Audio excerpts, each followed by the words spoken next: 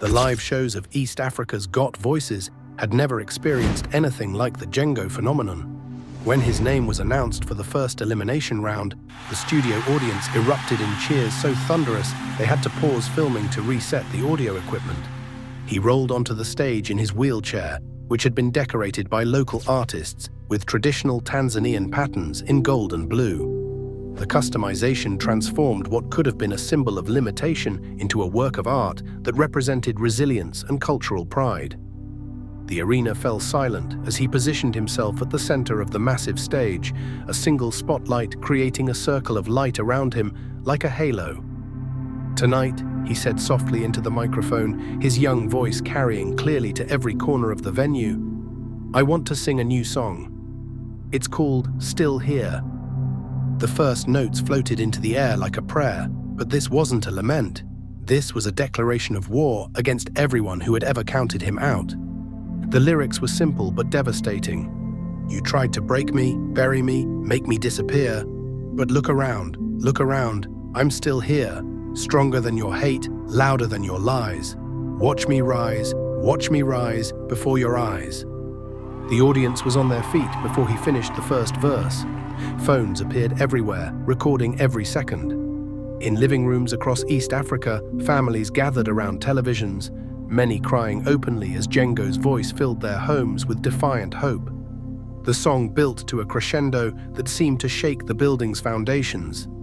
Every rope becomes a ladder when you learn to climb. Every fall becomes a flight when you give it time. I am more than what you made me, more than what you see. I am proof that broken children can still be free.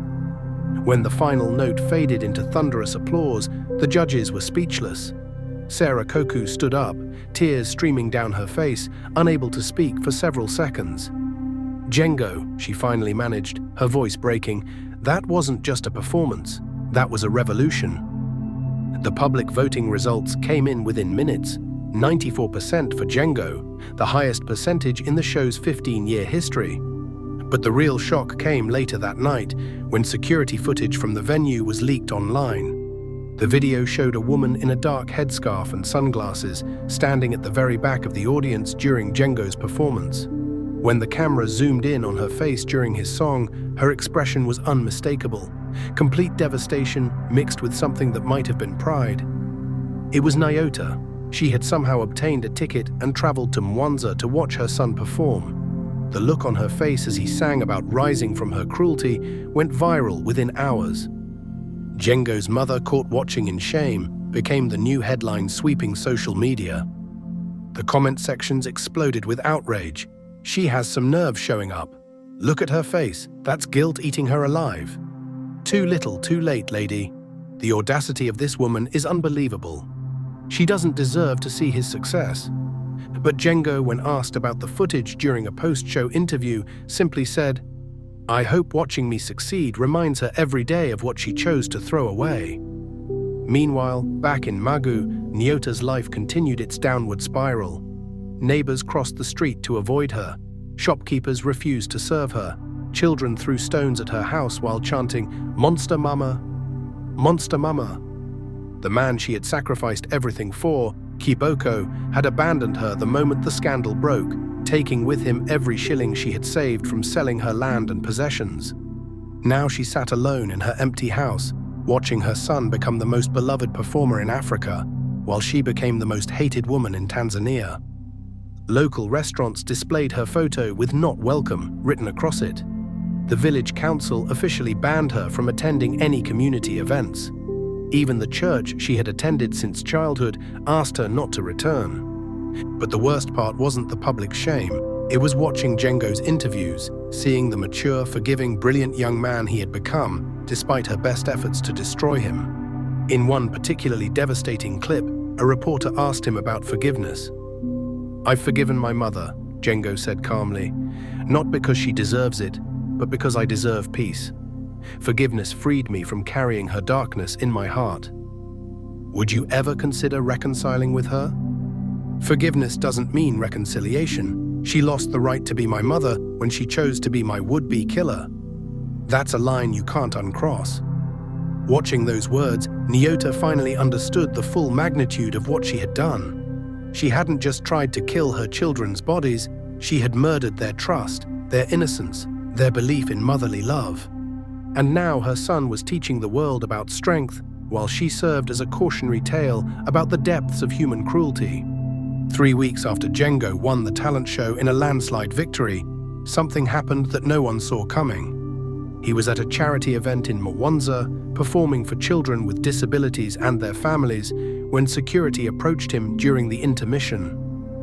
"Sir," the head of security said quietly, "there's a situation outside. A woman claiming to be your mother. She says she needs to speak with you urgently." Django's blood ran cold. "What does she look like?" "Thin, nervous, carrying flowers. She's been waiting for 3 hours in the heat. The crowd outside is getting agitated. They recognize her from the news." Django looked at Amara, who was now helping him manage his rapidly growing fame. At 5 years old, she had developed wisdom far beyond her years and a fierce protective instinct toward her brother. "Don't do it," she said firmly. "She had her chance to be our mother. She chose to be our killer instead." But Django was curious.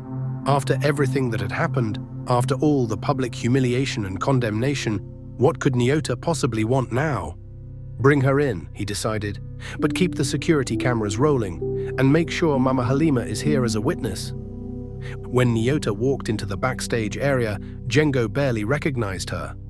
She had lost significant weight, her clothes hung loose on her frame, and she moved like a woman carrying invisible chains of guilt. In her trembling hands, she held a small bouquet of wildflowers, the kind that grew beside their old house, the kind their father used to pick for her when they were courting. "Django," she whispered, falling to her knees beside his wheelchair, "my son, my beautiful, talented son." "I'm not your son," he replied with devastating calm. "You made sure of that when you tried to murder me." She flinched as if physically slapped. "I know I made terrible mistakes." "Mistakes?" Django's voice remained level, but his eyes were steel. "You researched how to buy rope. You planned the trap for days. You tested the knots. You chose the location. You paid the driver to abandon us. That wasn't a mistake. That was planned, attempted murder." The room was dead silent, except for the hum of air conditioning and the distant sound of children playing outside. Security cameras captured every word, every expression, every moment of this confrontation that would soon be viewed by millions. "I was desperate," Nyota sobbed. "Kiboko convinced me that you were holding me back from happiness. I wasn't thinking clearly." "No," Django cut her off with surgical precision. "You were thinking very clearly. You thought we were worthless. You thought money was more important than love. You thought your happiness mattered more than your children's lives. You made a calculation and we lost." Nyota tried to grab his hand, but he pulled away smoothly. "Please, I've lost everything. Kiboko left me the moment the news broke. The village hates me. I have nothing left." "Good," said Amara, stepping protectively behind her brother's wheelchair. "You deserve nothing. You deserve exactly what you gave us: abandonment and pain." Django held up a hand to calm his sister, then leaned forward in his wheelchair. "Mama," he said, using the word like a weapon, "I want you to understand something very clearly." He gestured to the awards visible through the office window, the platinum records lining the walls, the photos of him with celebrities and world leaders. "You see all of this? Every single achievement, every song, every moment of success exists because you failed to destroy me." His voice grew stronger, more passionate. "You wanted me dead. Instead, you made me famous. You wanted me silent. Instead, you gave me the most powerful voice in Africa. You wanted me broken. Instead, you made me unbreakable." Nyota's sobs echoed in the room like the sound of a heart breaking in real time. "So thank you," Django continued with devastating sincerity. "Thank you for being such a terrible mother that you forced me to become extraordinary. Thank you for showing me what real love looks like by showing me what it isn't. Thank you for proving that children are stronger than the worst things their parents can do to them." He signaled to security with a subtle nod. "Please escort this woman out and make sure she understands. If she ever comes near me or my sister again, I'll have her arrested for attempted murder." As Nyota was led away, still clutching her wilted flowers and sobbing uncontrollably, Django turned back to the children he had been performing for. "Who wants to hear another song?" he asked with a bright smile. The crowd of kids cheered enthusiastically, and just like that, he moved on. Because that's what survivors do. They don't let their past poison their future. The video of the confrontation was online within an hour and went viral within minutes. The footage showed everything: Nyota's desperate pleas, Django's calm responses, Amara's protective fury, and the security escort at the end. Within 24 hours, it had over 50 million views across all platforms. The comment sections were unanimous in their support. Django is a king for handling this with such grace. The way he destroyed her with pure logic and truth. She got exactly what she deserved, nothing. This 10-year-old boy's wisdom is incredible. Some people should never be allowed to have children. International news outlets picked up the story. Child psychology experts used the footage in their lectures about trauma recovery. The confrontation became a case study in how survivors can reclaim their power from their abusers. But perhaps the most shared comment was simple and direct. He turned her attempted murder into his greatest strength. That's real power. And somewhere in a small house in Magu village, a broken woman sat alone in darkness, finally understanding that some choices create consequences that echo forever. Some words can never be taken back, and some children are too strong to stay destroyed. 1 year later, Django sat on the stage of the National Theatre in Dar es Salaam, looking out at an audience of 5,000 people who had paid premium prices just to hear him sing. But this wasn't just any concert. This was the launch of the Django Foundation for Abandoned Children. The stage behind him displayed a massive screen showing statistics that would shock any parent. Over 100,000 abandoned children living on the streets across East Africa. Thousands more suffering abuse in homes where they should feel safe. Countless young voices silenced by adults who saw them as burdens rather than blessings. A year ago, Django said into the microphone, his voice carrying clearly to every corner of the theatre and beyond to the millions watching the live stream, "My mother tried to kill me with a rope because she thought I was worthless. Tonight, I'm using my voice to save children who are going through what I survived." The crowd erupted in applause that seemed to shake the building's foundations. "But I'm not here alone," he continued, gesturing to the chairs arranged behind him. "I want you to meet some very special young people."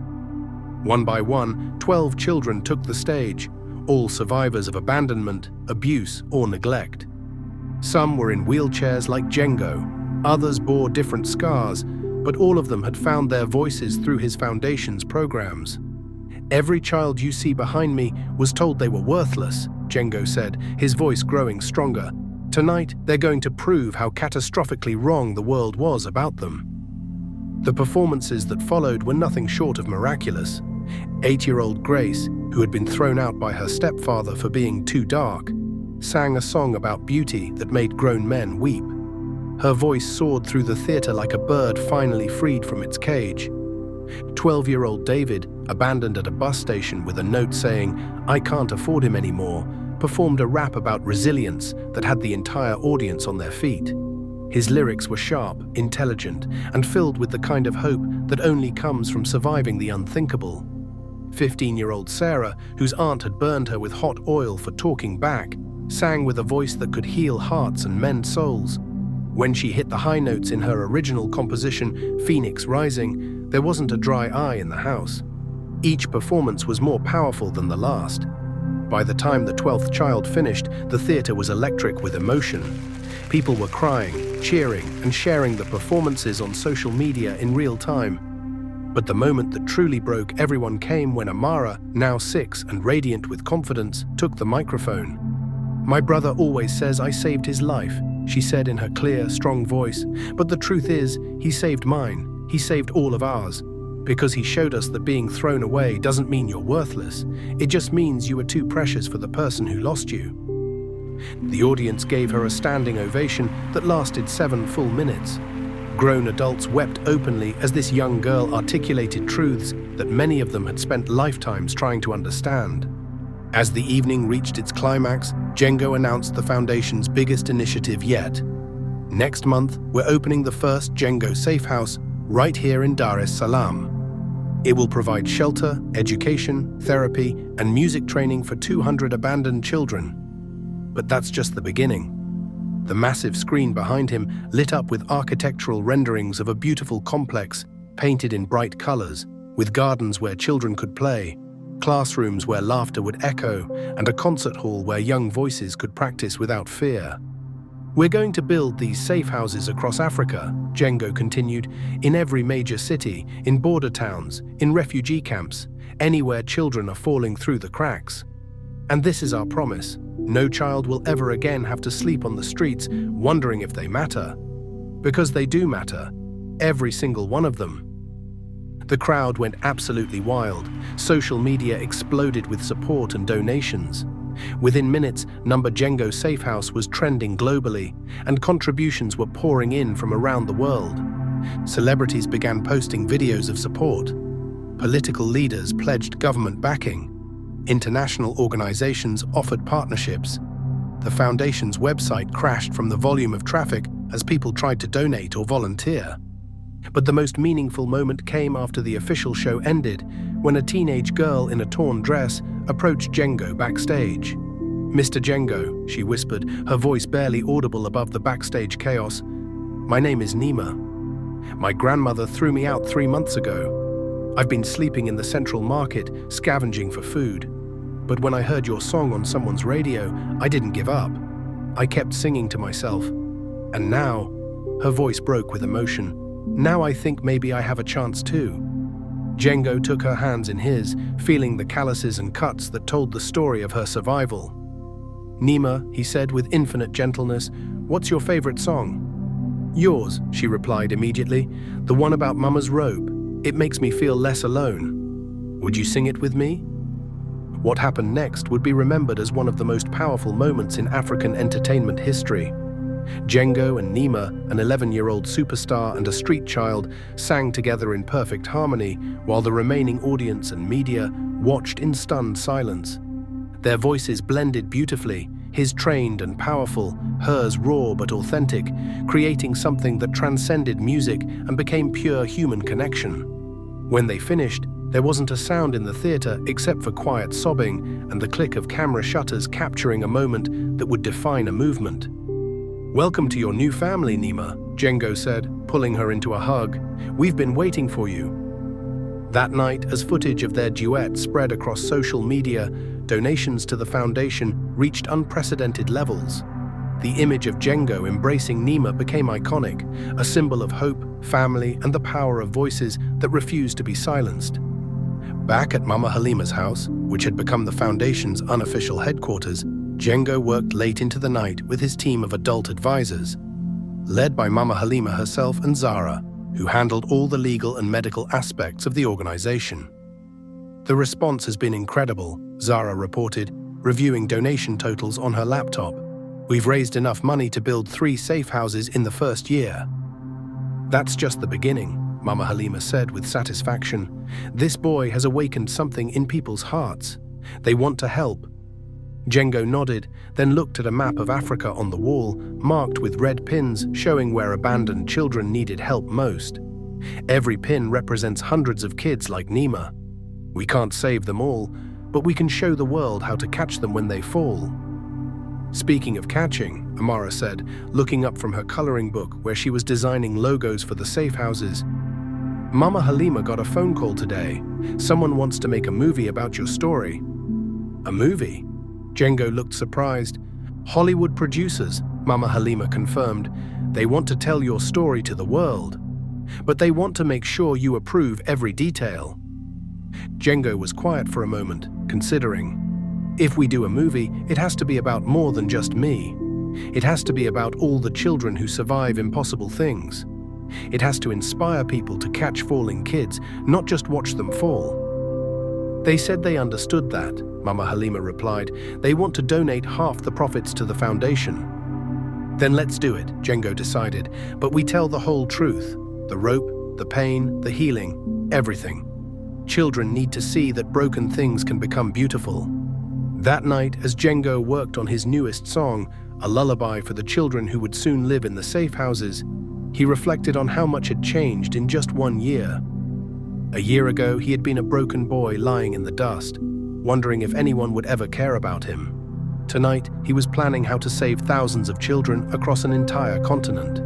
The rope that was meant to end his story had become the thread that would weave together countless new stories of hope, healing, and the unbreakable power of voices that refused to be silenced.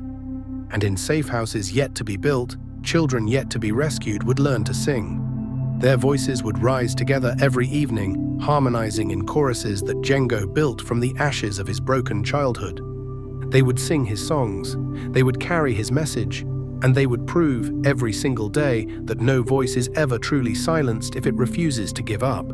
2 years after the rope that was meant to end his story, Django found himself in the most surreal location of his life, the United Nations General Assembly in New York City. He sat in his custom wheelchair, now a sleek, high-tech model decorated with African patterns in gold and platinum, facing an audience of world leaders, ambassadors, and advocates from 193 countries. The boy who had been thrown away in a dusty border town was now addressing the most powerful people on Earth about child protection and the transformative power of giving abandoned children a voice. Beside him sat Mama Halima, now officially his legal guardian and the Foundation's executive director. Her weathered hands folded with pride as she watched her adopted son prepare to address the world. "Honorable delegates," he began, his 12-year-old voice carrying clearly through the massive assembly hall. "2 years ago, my mother tried to kill me because she believed I was worthless. Today, I stand before you as living proof that no child is ever worthless. They're just waiting for someone to recognize their value." The audience leaned forward, completely captivated. Even the most jaded diplomats found themselves moved by the calm dignity of this young man who spoke about attempted murder as if discussing the weather. The Django Foundation now operates in 15 countries across Africa. We've helped over 10,000 abandoned children find their voices, their strength, their futures. But more importantly, we've proven something that changes everything. The children the world throws away are often the ones who grow up to save it. Behind him, a massive screen displayed photographs from safe houses around the continent. Children learning, playing, singing, thriving. Children who had been written off but refused to give up. In Nairobi, a girl named Mercy, who was sold by her parents at age 6, is now studying medicine. In Lagos, a boy called Emmanuel, who lived in sewers for 3 years, is now composing symphonies.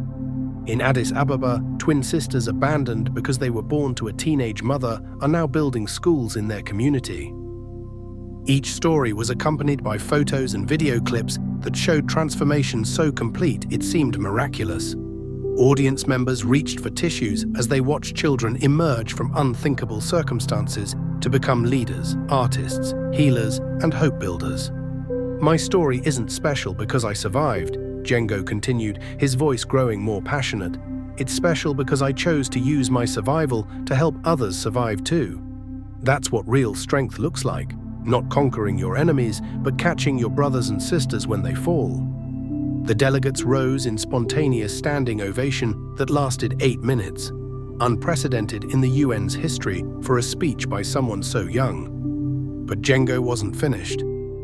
"Today, I'm announcing our most ambitious project yet, the Global Voice Initiative. Working with UNICEF, Save the Children, and governments across Africa, we're creating a network of safe houses that will serve as models for child protection worldwide."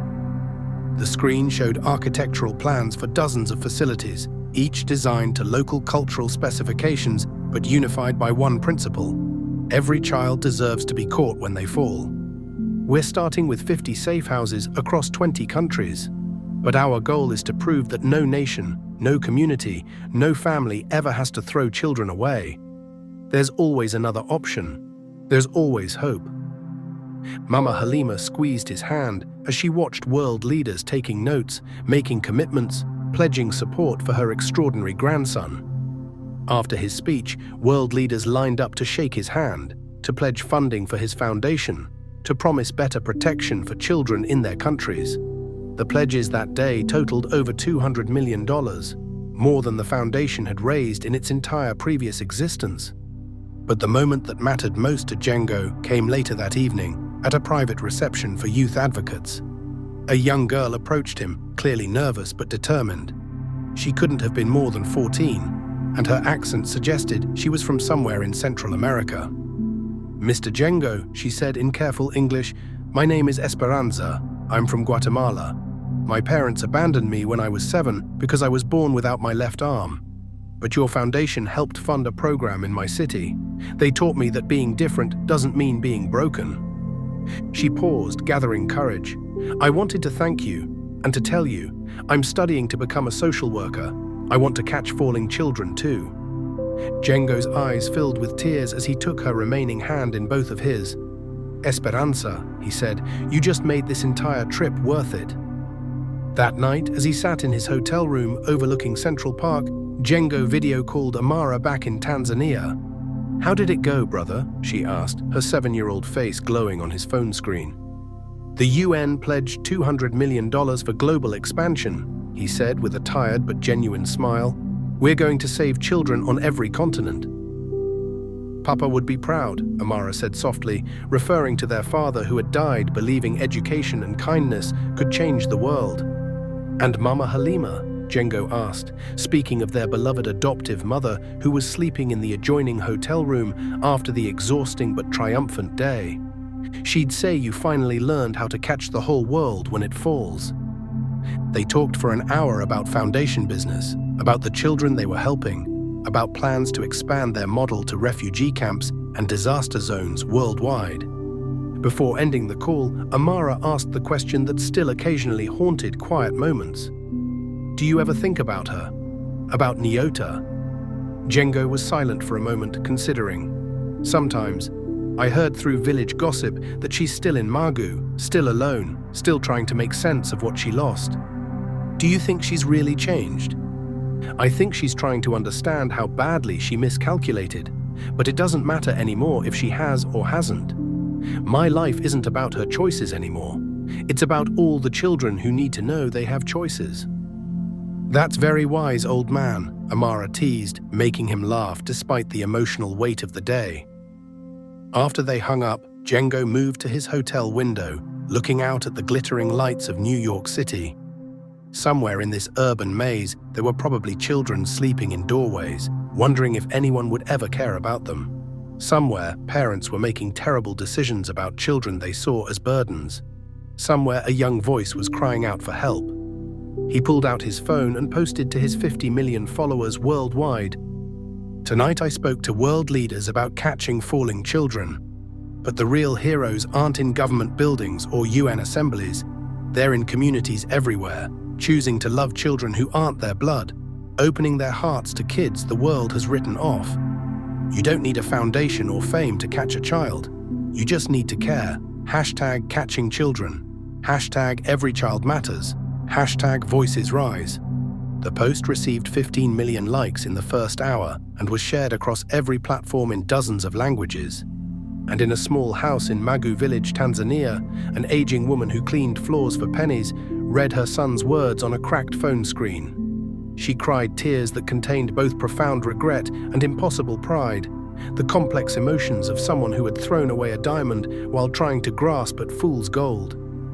Outside her window, village children played and laughed, some of them singing songs her son had made famous. Their voices rose in harmony, pure and joyful, everything she had tried to silence now multiplied across the world. She had attempted to end one voice. Instead, she had awakened millions.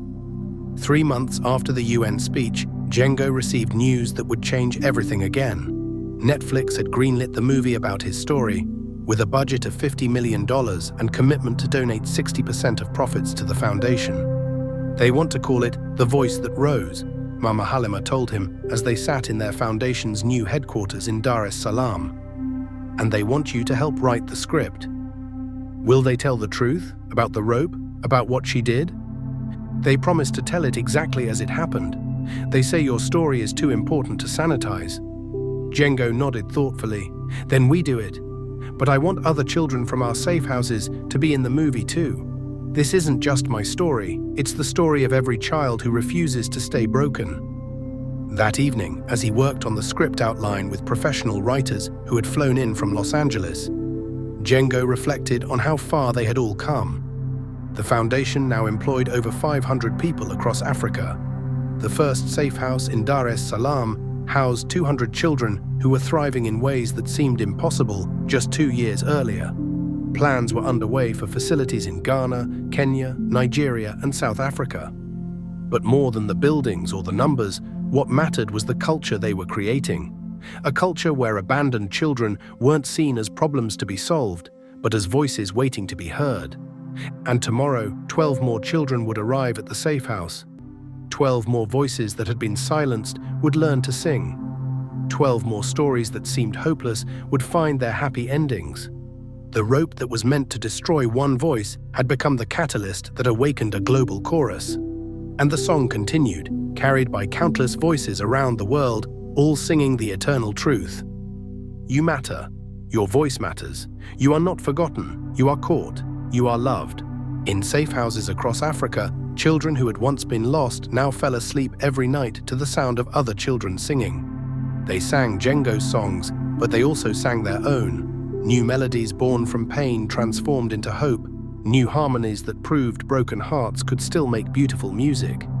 And in a hotel room in New York, a 12-year-old boy who had refused to let the world's cruelty silence his voice finished writing the treatment for a movie that would inspire millions more to catch falling children wherever they found them. The movement had become unstoppable. The voice had become a chorus, and the chorus was growing louder every day. 5 years after the rope, Django sat in his office at the Dar es Salaam headquarters of what had become the largest child protection organization in Africa. Through his window, he could see children playing in the courtyard of the safe house below. Kids who had arrived broken and afraid, but were now laughing, learning, and discovering their own voices. At 15, he had become more than a musician or activist. He was proof that the human spirit could transform any cruelty into compassion, any abandonment into belonging, any attempt at destruction into a force for healing. His foundation now operated in 30 countries. The Global Voice Initiative had expanded beyond Africa to serve abandoned children in Asia, Latin America, and war zones worldwide. Universities studied his Trauma to Triumph model. Governments replicated his safe house designs.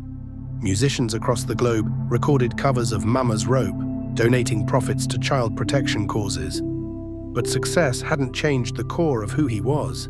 Every morning, he still read letters from children who had heard his story and found courage to survive another day. Every evening, he still sang to groups of rescued kids, helping them process their pain through music.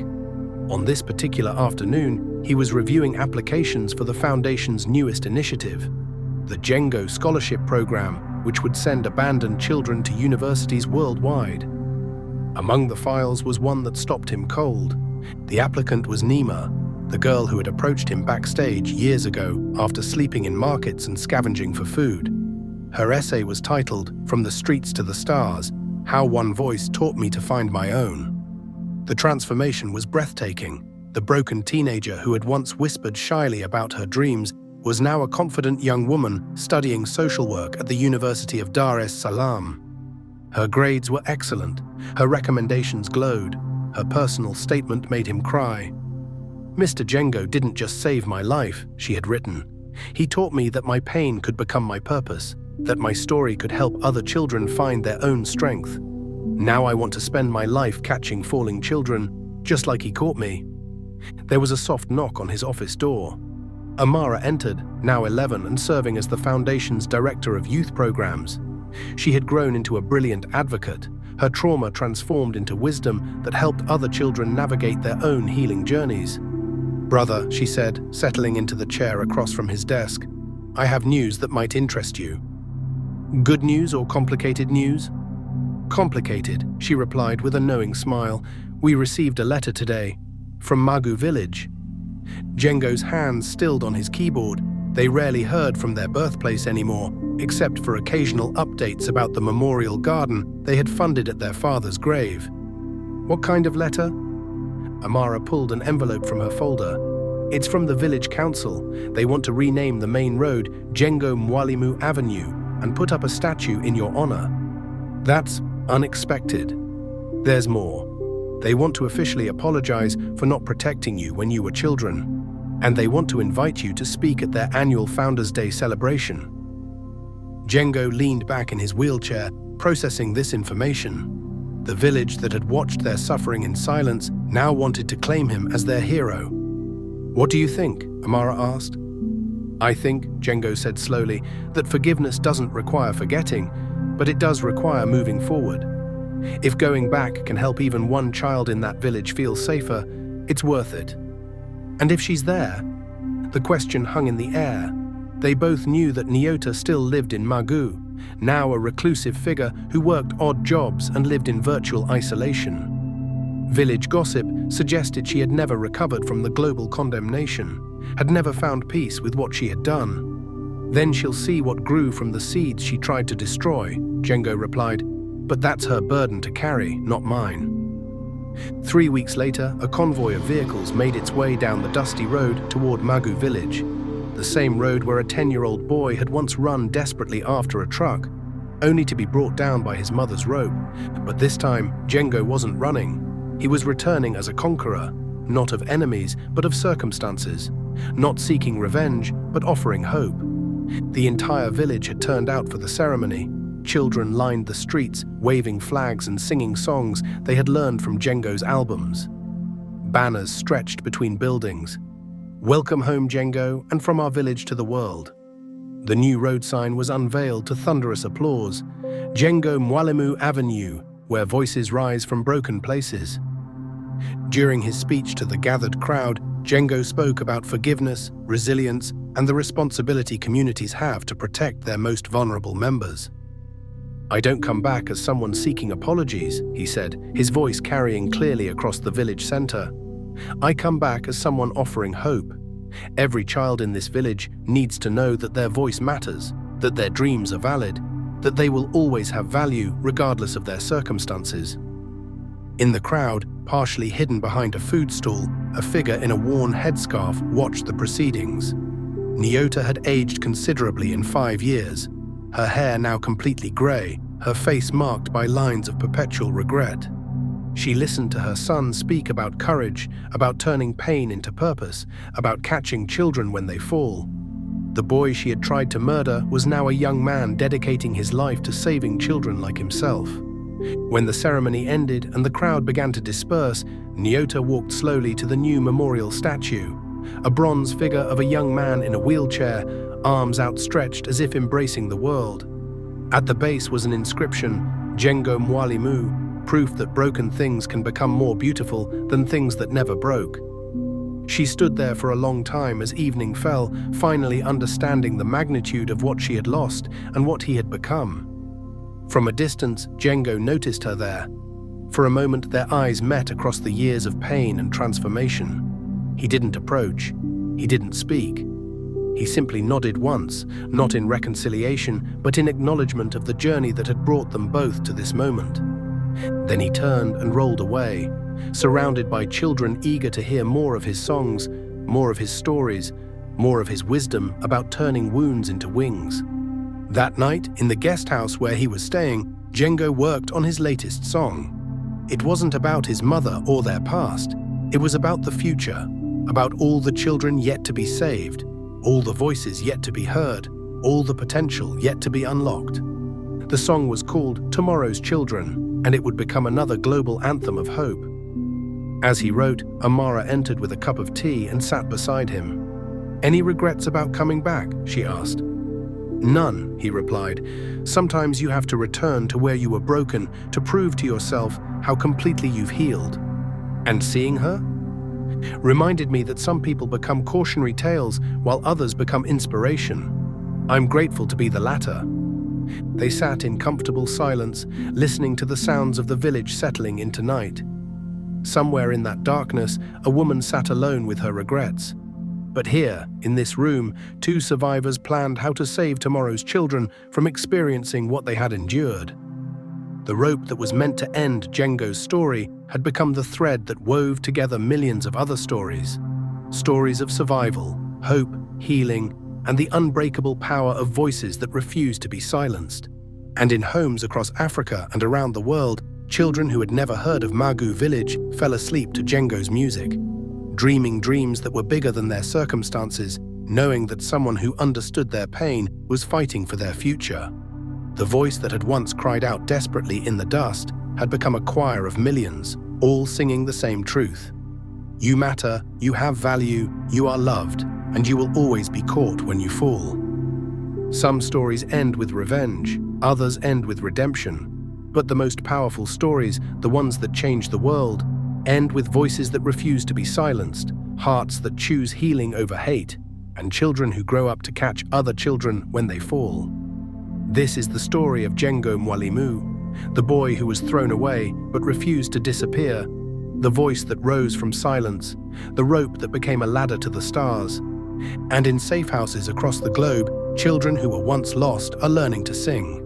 Their voices rise together every evening, harmonizing in choruses that Django built from the ashes of his broken childhood. They sing his songs, they carry his message, and they prove every single day that no voice is ever truly silenced if it refuses to give up. The rope that was meant to destroy one voice became the catalyst that awakened millions. And the song continues, carried by countless voices around the world, all singing the eternal truth. You matter. Your voice matters. You are not forgotten. You are caught. You are loved. Some voices change everything. This is the story of one that refused to be broken. The end. In memory of every child who was told they don't matter but chose to believe they do. In honor of every voice that rose from silence and darkness. In celebration of every rope that became a ladder, every fall that became flight, every ending that became a beginning. Some voices change everything. This is the story of one that refused to be broken. If you enjoyed this story, I'm certain you'll enjoy the next one showing on your screen right now. Please click on the thumbnail to watch the next story. I'd appreciate your support. Like this video, share it with your family and friends, and subscribe to my channel. See you in my next story. Bye.